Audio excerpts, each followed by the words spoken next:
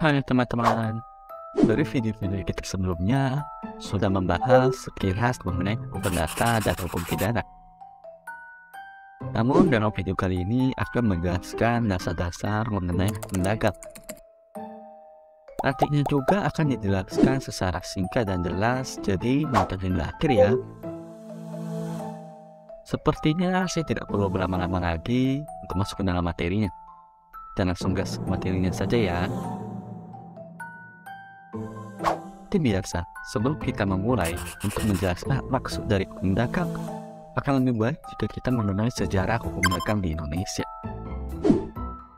Perkembangan hukum dagang lebih dulu terjadi di Eropa antara tahun 1000 sampai 1500. Pada masa itu muncul kota-kota yang berfungsi aktif sebagai pusat perdagangan seperti Genoa, Venezia, Barcelona, dan Florence. Dalam masa perkembangan kota-kota dagang di Eropa antara tahun 1000 sampai 1500, banyak masalah bisnis yang tidak dapat diselesaikan. Sehingga muncullah ide untuk membentuk hukum dagang atau hukum Cookman. Ordonnance de Commerce, undang-undang perdagangan yang pertama kali dikodifikasi, ditulis di Prancis pada masa pemerintahan Raja Louis pada 1673. Dan mencangkup berbagai aspek bisnis mulai dari perdagangan, bank, entitas komersial, sekuritas hingga kebangkrutan. Undang-undang tersebut kemudian menjadi acuan lahirnya Code of Commerce, UU perdagangan yang mulai berlaku di Prancis pada tahun 1807 dan berkembang di beberapa negara Eropa lainnya. Ketika Belanda menjajah Indonesia, mereka memperkenalkan pengembangan hukum dagang di Nusantara.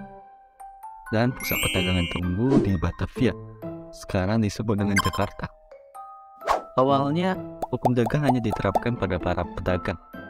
Namun, pada tanggal 17 Juli 1938, hukum dagang mulai diberlakukan bagi seluruh orang yang untuk mengatasi perbedaan pandangan antara pedagang dan non-pedagang. Saat ini hukum dagang di Indonesia diatur dalam UU Nomor 4 Tahun 1971 tentang perubahan dan penambahan atas ketentuan pasal 54 Kitab Undang-Undang Hukum Dagang. Oke, setelah kita sudah mengetahui sejarahnya, saya akan menjelaskan pengertian hukum dagang. Menurut Kansil, hukum dagang adalah hukum yang mengatur hubungan hukum antara manusia dan badan hukum satu sama lain dalam lapangan perdagangan. Sedangkan menurut Subekti, hukum dagang adalah hukum yang mengatur segala kegiatan bisnis, perdagangan, dan jual beli barang dan jasa antar pihak. Nah, jika kita bandingkan dan kita simpulkan dengan berorientasi pada setiap zamannya, hukum dagang adalah sebuah aturan yang mengatur hubungan bisnis antara para pihak, baik perorangan maupun perusahaan, yang dilakukan dalam kegiatan perdagangan baik secara nasional maupun internasional. Memang apa sih yang diatur dalam hubungan bisnis antar pihak atau antar perusahaan? Hukum dagang meliputi beberapa aspek dalam mengatur hubungan antara pihak, seperti pembuatan kontrak, penjualan, dan juga penyelesaian sengketa. Kemudian selanjutnya sumber hukum. Sumber hukum yang pertama adalah hukum tertulis yang dikodifikasi, terbagi menjadi dua.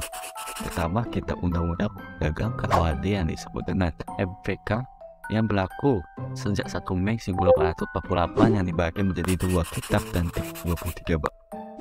Yang kedua adalah Kitab Undang-Undang Perdata atau bisa disebut dengan BW yang mengulas tentang buku tentang 3 perikatan. Hukum tertulis yang belum dikodifikasi. Contohnya seperti Undang-Undang Nomor 40 Tahun 2007 tentang persoalan terbatas, kemudian Undang-Undang Nomor 8 Tahun 1995 tentang pasar modal, Undang-Undang Nomor 32 Tahun 1907 tentang perdagangan bersengketa komoditi, dan lain-lain. Kemudian selanjutnya hukum kebiasaan. Hukum dagang didasarkan pada hukum kebiasaan. Sumber pada dua pasal, yaitu pada pasal 1339 KUHP Perdata dan pasal 1347 KUHP Perdata. Dan yang terakhir, jurisprudensi. Jurisprudensinya apa? Jurisprudensi adalah keputusan pengadilan yang berkekuatan hukum tetap yang diikuti oleh putusan-putusan pengadilan berikutnya atau kasus yang selang.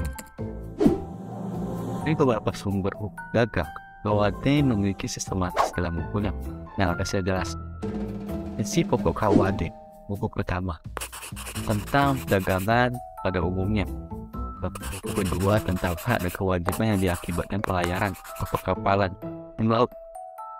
Dan yang terakhir buku ketiga, kepalitan.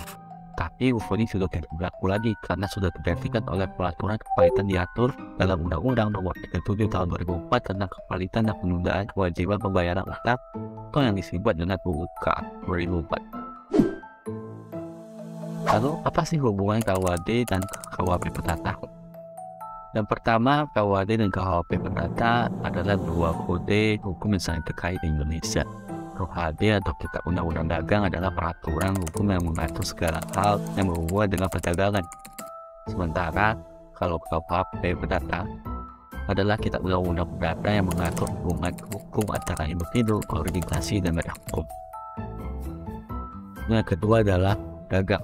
Hukum dagang merupakan bagian dari hukum perdata yang telah dikodifikasi. Setelah masalah perdata, KUHD adalah sumber hukum khusus, sedangkan KUHP Perdata adalah sumber hukum perdata umum. Dalam hubungan ini, KUHD dianggap sebagai khusus spesies dan KUHP Perdata sebagai umum jenis. Karena hal tersebut bahwa asas hukum bahwa hukum yang khusus menggalakkan teks spesialis dirukat teks generalis. Hal ini tercermin pada pasal 1 KUHP yang menyatakan bahwa Kitab Undang-Undang Hukum Perdata sepanjang tidak diatur lain berlaku juga terhadap hal-hal yang juga diatur dalam kitab ini. Contoh hubungannya apa?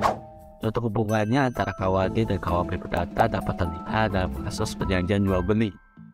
Perjanjian jual beli diatur dalam KUHD, tapi juga harus memperhatikan aturan-aturan KUHP Perdata seperti hak milik dan hak kekuasaan barang, pembayaran, dan penyelesaian sengketa.